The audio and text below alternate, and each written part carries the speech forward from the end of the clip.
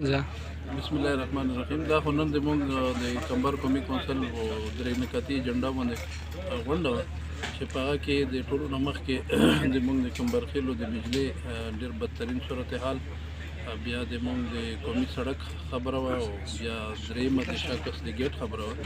دغې باندې موږ د قوم مشورې لرو غوښتی وو چې په دا باندې د مضبوط احتجاج ضرورت دی، ځکه چې په خبرو اترو باندې خو موږ د چې څومره هم اعلی حکام دي یا متعلقه ډپارټمنټ دي د هغو سره په خبرو باندې د تېرو څو کالو نه ستړي شولو، خو دا مسله نه حل کېږي بغیر د دغې نه چې دا قوم موږ احتجاج باندې راوغواړو وکښېنو بس یو مستقله درنه شروع کړو. نو د دغې دپاره قومي مشرانو هم راغوښتي وو. په دا کې د سړک په سلسله کې موږ خپله کمبر قومي کونسل دا فیصله کړې ده چې موږ ورته خپله د چندې طریقه جوړوو، به دا نه جوړېږي. حکومت یې نه کوي، حکومت بې غریب شوی، حکومت سره بې فنډ نه وي، ایم پی ایم این اے صاحب سره بې وخت نه وي، یا بیا هغو سره فنډز نه وي، یا بیا د هغو خبره نه چلېږي. بهرحال چې هر څه مجبوري وي هغه دور پرې پوهېږي. خو موږ په خپله سره وویل چې په دا باندې موږ دا 5 6 7 8 لاک 10 لاک پرې پیسې لګېږي، دا موږ خپله ورته چنده کوو. د هغې دپاره چنده یې موږ سره د سباوون سکول سیسټم مالک دی، ډایرکټر یې دی رحیم شاه ورور، هغه 1 لاک روپۍ چنده موږ له راکړه، چیرمن سید الله ورور چنده راکړله، دغسې سپیکر صاحب چنده واچوله، نو څه 2.5 لکه روپۍ موږ ورته جمع کړلې. دا بقایا به موږ انشاءالله 3 پورشنې دي چې د سپینډاند طرف باندې، د سم بابا په طرف او د پکې تړې په طرف، په دا باندې به موږ 3 کیمپونه لګو او په دا باندې به موږ د عوامو نه ورته چنده غواړو. په دغه چنده باندې به موږ دا روډ جوړوو چې خلک په خپل مدد لاندې هم سپور وکړلی شي. دا خو یو اټل فیصله ده. په دا کې موږ قوم کې چې کوم مخیر حضرات دي هغو له اپیل هم کوو چې کوم غیر ملکي خلک دي، بهر ملک کې ناست دي، د موږ د وطن خلک دي، د کمبر قوم خلک دي او بهر مزدورو له تللي، هغو له هم اپیل کوو چې څوک هم کوم قسمه چنده کوي، چیرمین صاحب سره یې جمع کړي، د کونسل د بل چا ملګري سره یې جمع کړي، موږ سره رابطه وکړي.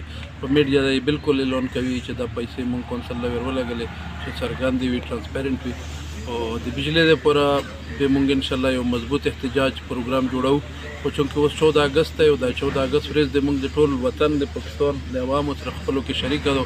دا د ازادۍ ورځ ده، موږ د دغې انتظامات کوو. دا به موږ په تکیه باندې مرکز باندې نمانځو انشاءالله، ډېر دومدام سره به یې نمانځو. د الله تعالی لوی نعمت دی چې موږ له یې دا ازادي راکړې وه. او د هغې نه بعد د سړک په هکله، د شاکس ګیټ په هکله نوټیفیکیشن غالبا ایشو شوی، لیټر کې شوي، نو مخکې به پسې مزال کوو.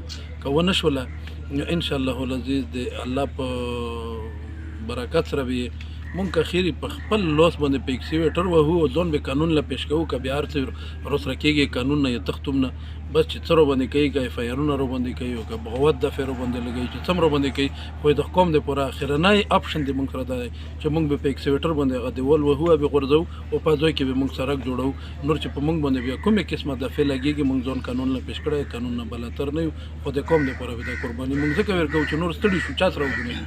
سی ایم له مو ویل، منسټرانو له مو ویل، انټریر منسټرانو له مو ویل، کمیونیکیشن منسټرانو له مو ویل، پېښور ناظمانو له مو ویل، پروینشل منسټرانو سره هم خبرې وشولې، ډي سي سره هم خبرې وشوې، سیکټر کمانډر سره هم خبرې وشوې، بل خو موږ داسې ځای نه لیدلی چې ویر شو. خو د هغه سره خبره وکړو چې اوس موږ د شاکس په ځای باندې هغه په کارخانو باندې 14-15 کیلومتر لرې راتویږو، نو ویلې موږ د افغانستان نه یو، موږ د سریلنکا نه یو، موږ د انډیا نه یو، نو موږ له ویلې په حیات آباد کې ګیټ نشي راکولی، چې ګوردسپور کې ورته ګیټونه جوړېدی شي، موږ له په خپل حیات آباد کې ګیټ نشي راکولی. آیین او قانون کې د دغې د سره جواز نشته چې دلته موږ له ګیټ مه راکوي. دلته د باقاعده چیک پوسټ ولګوي چې څنګه چیکینګ کوي، هغسې دی کوي چې څه د عمل آیین او قانون اجازت ورکوي. په باندې موږ معترض نه یو، خو موږ معترض په دا یو چې ویلې موږ د بل وطن یو چې د موږ نه د خپلې ځمکې هم د شوکس ولټولې واخیستلی شوې او بیا د موږ له ګیټ هم پکې مه راکوي. نو دا به انشاءالله موږ کوو. نننۍ غونډه یې دغې پوره او دا باندې مشرانو خپلې رایې ورکړې. 14 اګست نه بعد به دغې له انشاءالله ټایم فټ کوو، بیا به یې میډیا له ورکوو، بیا به یې ټول دنیا له موږ ښیو. ډېره مننه.